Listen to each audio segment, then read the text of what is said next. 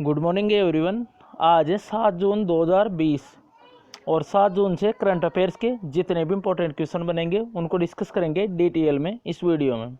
और प्रत्येक क्वेश्चन के साथ स्टैटिक जीके के इंपॉर्टेंट फैक्ट भी दिए जाएंगे जो कि बहुत इंपॉर्टेंट है एग्जाम पॉइंट ऑफ व्यू से। तो वीडियो को लास्ट तक जरूर देखें और प्रत्येक स्टेट और प्रत्येक कंट्री को मैप के थ्रू दिखाया जाएगा। तो स्टार्ट करते हैं आज के करंट अफेयर। चलते हैं फर्स्ट क्वेश्चन पर। फर्स्ट क्वेश्चन है, हाल ही में राहुल श्रीवास्तव को किस देश में भारत के अगले राजदूत यानी अम्बेसडर के रूप में नियुक्त किया गया है? तो ये नियुक्त किया गया है रोमानिया में। ऑप्शन सी करेक्ट है, यही है राहुल श्रीवास्तव और इन्हीं को ये भी रोमानिया में भारत के अगले राजदूत के रूप में नियुक्त किया गया है। अब ये इनको रोमानिया में किया गया है, तो मैप में देखते हैं रोमानिया को। अभी तक ये विदेश मंत्रालय में संयुक्त सचिव थे, जॉइंट सेक्रेटरी थे अभी तक ये विदेश मंत्रालय में, और विदेश मंत्री हैं वर्तमान में सुब्रमण्यम जयशंकर। तो ये रहा मैप में रोमानिया। रोमानिया एक यूरोपियन कंट्री है रोमानिया। कैपिटल है रोमानिया की बुचारेस्ट। करेंसी है यहाँ पे मिस प्रिंट है HDFC बैंक। यहाँ पे इसकी करेंसी है, मुद्रा है रोमानियन लियो, और इसके प्रेसिडेंट है इसकी कैपिटल बुचारेस्ट, करेंसी रोमानियन लियो और प्रेसिडेंट है क्लाउस लोहानिस। तो यही है राहुल श्रीवास्तव और अभी ये रोमानिया में भारत के अगले राजदूत के रूप में नियुक्त किए गए हैं। तो ऑप्शन सी करेक्ट है। और अभी कतर में भारत के राजदूत बने थे दीपक मित्तल। उसके अलावा पीयूष श्रीवास्तव बने थे बहरीन में भारत के राजदूत। उसके अलावा अभी कुवैत में बने थे सिब्बी जॉर्ज, और गायत्री कुमार बनी थी ब्रिटेन में भारत की उच्चायुक्त। उसके अलावा पी कुमारन बने थे सिंगापुर में भारत के उच्चायुक्त। सुशील कुमार सिंघल बने थे पपुआ न्यू गिनी में भारत के उच्चायुक्त। उसके अलावा PK नायर बने थे नाइजर में भारत के अम्बेसडर। और कुछ दिनों पहले उनसे पहले जावेद अशरफ फ्रांस में बने थे, वेनेजुएला में बने थे अभिषेक सिंह, और विनय मोहन बने थे नेपाल में, और कनाडा में बने थे अजय बिसारिया। उसके अलावा अमेरिका में बने थे तरनजीत संधू, और ऑस्ट्रिया में बने थी जयदीप मजूमदार, और जयदीप सरकार बने थे लेसेतो में, और नम्रता एस कुमार बनी थी स्लोवेनिया में। तो ये कुछ अम्बेसडर है अभी जो रिसेंटली अपॉइंट हुए हैं। नेक्स्ट क्वेश्चन है, हाल ही में भारत में एडिडास ने किसे अपना ब्रांड एम्बेसडर नियुक्त किया है? तो ये किया है मानुषी छिल्लर को। ऑप्शन बी करेक्ट है, मानुषी छिल्लर। तो ये 2017 में मिस वर्ल्ड रही थी मानुषी छिल्लर, यही है मानुषी छिल्लर। और इन्हीं को ये भी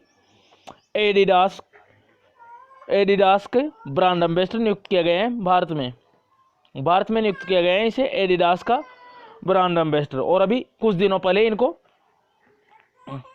मासिक धर्म स्वच्छता के बारे में जागरूकता फैलाने के लिए यूनिसेफ ने इसे चुना था भारत से। और अभी 28 मई को विश्व मासिक धर्म स्वच्छता दिवस भी मनाया गया था, विश्व मासिक धर्म स्वच्छता दिवस। तो मासिक धर्म स्वच्छता के बारे में जागरूकता फैलाने के लिए चुना था इनको मानुषी छिल्लर को यूनिसेफ ने, और अब इन्हें ब्रांड एम्बेसडर नियुक्त किया गया है। उसके अलावा पूमा की ब्रांड एम्बेसडर बनी थी Kareena Kapoor. Dia Mirza United Nation environmental programme में गुडविल एम्बेसडर हैं।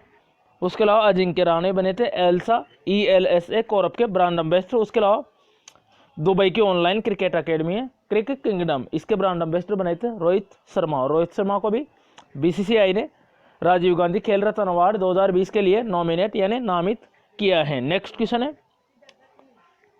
तो ऐसे ही प्रत्येक क्वेश्चन के साथ स्टैटिक जीके के इंपॉर्टेंट फैक्ट भी दिए जाएंगे। नेक्स्ट क्वेश्चन है, हाल ही में रूसी भाषा दिवस यानी संयुक्त राष्ट्र रूसी भाषा दिवस कब मनाए गए हैं? तो ये मनाए गए हैं अभी 6 जून को। तो 6 जून को मनाए गए हैं रूसी भाषा दिवस यानी रशियन लैंग्वेज डे। ये मनाया जाता है 6 जून को, और इसे मनाता कौन है? संयुक्त राष्ट्र यानी यूनाइटेड नेशन। तो यूनाइटेड नेशन एक रूसी कवि थे इनका क्या नाम है, रूसी कवि A.S. पुष्किन, इनका जन्मदिन होता है 6 जून को, तो ये दिवस मनाया जाता है 6 जून को, रूसी भाषा दिवस। उसके अलावा संयुक्त राष्ट्र 6 जून को, जो संयुक्त राष्ट्र की 6 आधिकारिक भाषाएं हैं, अरबी, रूसी, स्पेनिश, चीनी, अंग्रेजी और फ्रेंच, तो प्रत्येक के इतिहास, संस्कृति और विकास के बारे में जागरूकता बढ़ाने के लिए मनाया जाता है ये दिवस। तो 6 आधिकारिक भाषाएं यूनाइटेड नेशन की, एक है अरबी, रूसी, स्पेनिश, चीनी, अंग्रेजी और फ्रेंच। अब इनके भी दिवस मनाए गए, तो इन सभी भाषाओं के दिवस कब कब मनाए जाते हैं तो ये बताते हैं।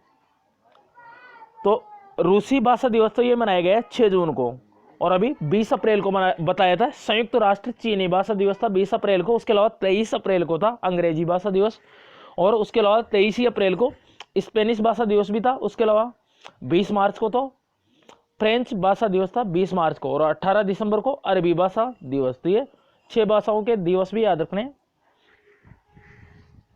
नेक्स्ट क्वेश्चन है, उसके अलावा इंपॉर्टेंट डेज बताते हैं। 1 जून को मनाया गया था वर्ल्ड मिल्क डे, यानी विश्व दुग्ध दिवस। उसके अलावा नेशनल मिल्क डे मनाया जाता है 26 नवंबर को डॉक्टर वर्गीस कुरियन के जन्मदिन पर। उसके अलावा ग्लोबल डे ऑफ पेरेंट भी मनाया गया था 1 जून को। उसके अलावा 2 जून को मनाया गया था तेलंगाना स्थापना दिवस, 3 जून को मनाया गया था विश्व साइकिल दिवस, और 4 जून को मनाया गया था international day of innocent children victims of aggression. 5 जून को मनाया गया था विश्व पर्यावरण दिवस, सबसे इंपॉर्टेंट है विश्व पर्यावरण दिवस। और इस बार किसकी थीम थी, बायोडायवर्सिटी यानी जैव विविधता। उसके अलावा 6 जून को अभी ये मनाए गए हैं रूसी भाषा दिवस। इसी तरह इंपॉर्टेंट डेज याद रखने। नेक्स्ट क्वेश्चन है,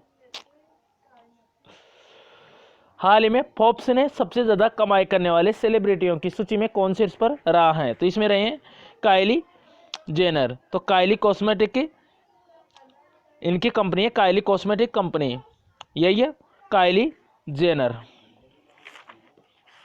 तो अभी यही टॉप पे रही है, और ये सबसे युवा अरबपति भी बनी थी। ये मात्र 21 साल की है काइली जेनर। तो ये भी फोर्ब्स की सबसे अधिक कमाई करने वाली सेलिब्रिटियों की सूची में शीर्ष पे रही है। दूसरे पे कान्ये वेस्ट, और तीसरे पे रोजर फेडरर। और अभी रोजर फेडरर फोर्ब्स द्वारा सर्वाधिक कमाई करने वाले एथलीटों की सूची में शीर्ष पे रहे थे। पुरुषों में रोजर फेडरर, और महिलाओं में रही थी नाओमी ओसाका, जापान की है, तो ये ध्यान रखना है। उसके अलावा जो ये लिस्ट जारी की है उसमें अक्षय कुमार है एकमात्र, अक्षय कुमार है 52वें नंबर पर, 52वें नंबर पे है अक्षय कुमार। उसके अलावा एकमात्र भारतीय है अक्षय कुमार 52वें नंबर पे। उसके अलावा जो एथलीटों की लिस्ट जारी की थी उसमें भारत की ओर से एकमात्र विराट कोहली थे 66वें नंबर पे टॉप 100 में। उसमें रोजर फेडरर थे फर्स्ट पे, लियोनेल मेसी दूसरे पे, और क्रिस्टियानो रोनाल्डो तीसरे पे थे। तो अभी सबसे ज़्यादा कमाई करने वाली सेलिब्रिटियों की सूची में शीर्ष पे रही है काइली जेनर, दूसरे पे कान्ये वेस्ट, तीसरे पे रोजर फेडरर। बात करें फोर्ब्स की, स्थापना हुई थी 1917 में। हेड क्वार्टर है इसका फोर्ब्स का, तो यहाँ पे मिसप्रिंट है, इसका हेड क्वार्टर है न्यूयॉर्क में, और इसके संस्थापक है पीसी फोर्ब। नेक्स्ट क्वेश्चन है, हाल ही में किस बैंक ने समर ट्रेड्स अभियान शुरू किया है, तो क्या है HDFC बैंक ने समर ट्रेड अभियान। अब यह क्या है, तो अभी HDFC बैंक ने जो लॉकडाउन प्रतिबंध है उसमें डील के साथ बैंक द्वारा जो मर्चेंट, वेतनभोगी और जो स्वरोजगार ग्राहक है उनकी ज़रूरतों को पूरा करने के लिए ऑफर है। इसमें क्या होगा, इसमें नो कॉस्ट पर EMI और डाउन पेमेंट सुविधा उपलब्ध होगी, और इसमें कुछ चुनिंदा ब्रांडों पर छूट और कैशबैक भी प्रदान करेगा HDFC बैंक। यही है समर ट्रेड अभियान, ये शुरू किया है HDFC बैंक ने। और अभी HDFC बैंक ने हम हार नहीं मानेंगे गीत भी लॉन्च किया था HDFC बैंक ने। इसको लिखा था प्रसून जोशी ने, गाया था AR रहमान ने।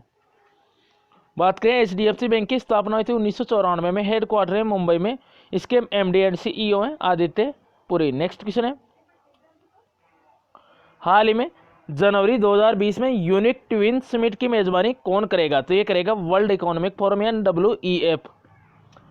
तो वर्ल्ड इकोनॉमिक फोरम जो जनवरी 2020 में जो यूनिक ट्यून समिट होगी उसकी मेजबानी करेगा। और अभी WEF की 50वीं बैठक हुई थी जो दावोस, स्विट्जरलैंड के दावोस में हुई थी 50वीं बैठक।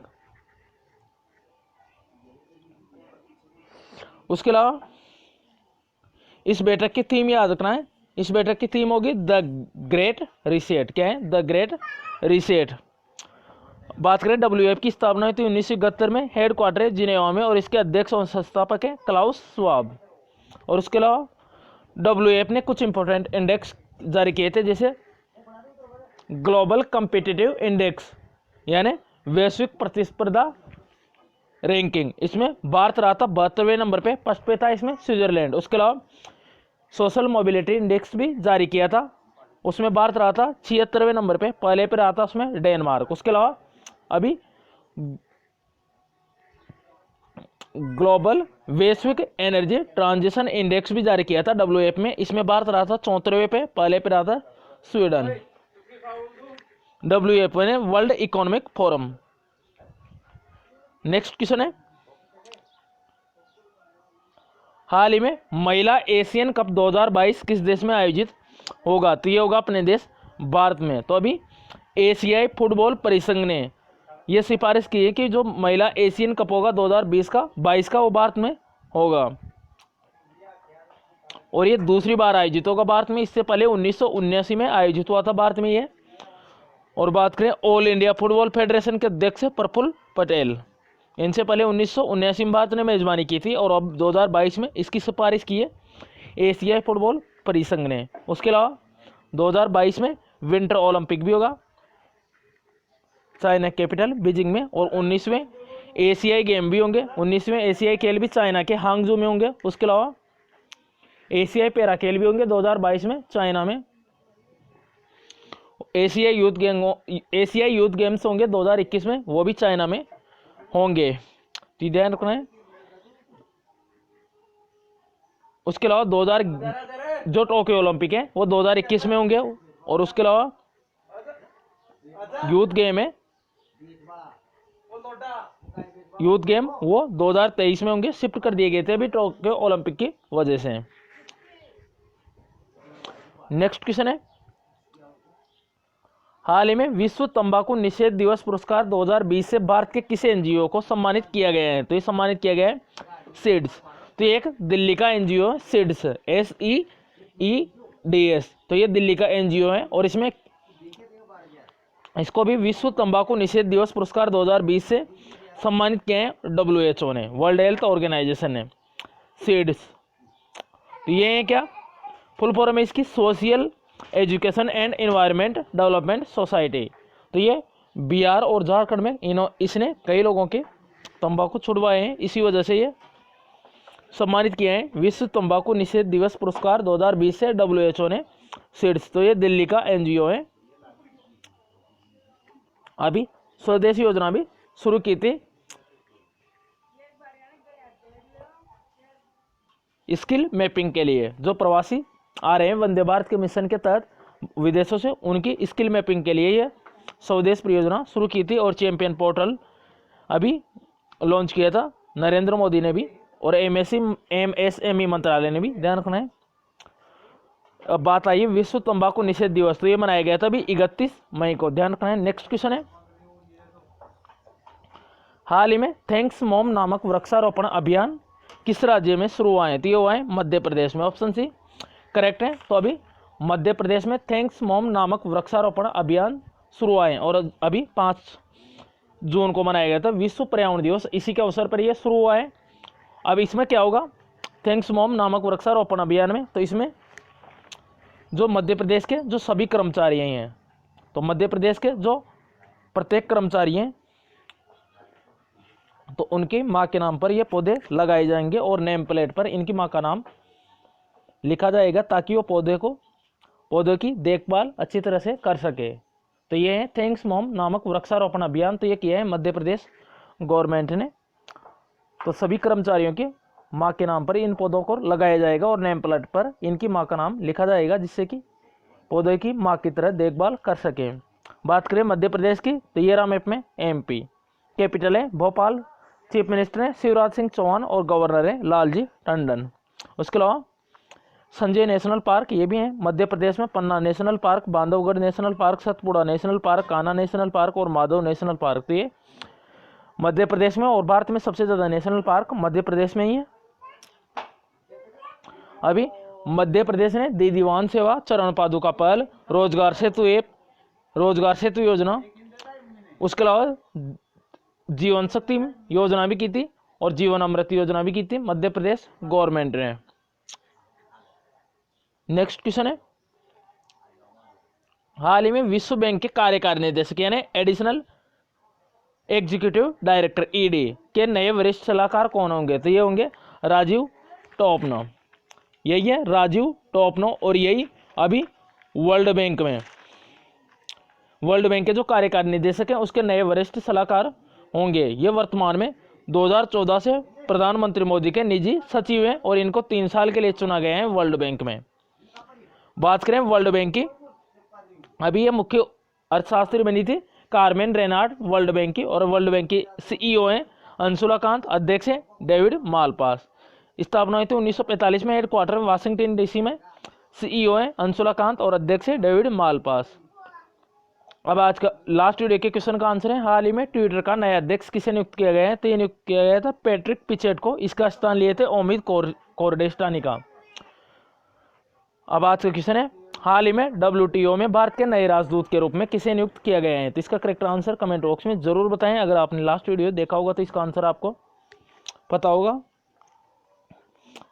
तो ये था आज के करंट अफेयर का वीडियो। कमेंट बॉक्स में जरूर बताएं कि वीडियो कैसा लगा है। अगर वीडियो पसंद आए तो लाइक एंड शेयर करें किसी भी स्टडी रिलेटेड व्हाट्सएप और फेसबुक ग्रुप में, और चैनल को सब्सक्राइब करके बेल आइकन को जरूर दबाएं जिससे कि सारे करंट अफेयर के वीडियो आप तक पहुंच सके डेली मॉर्निंग।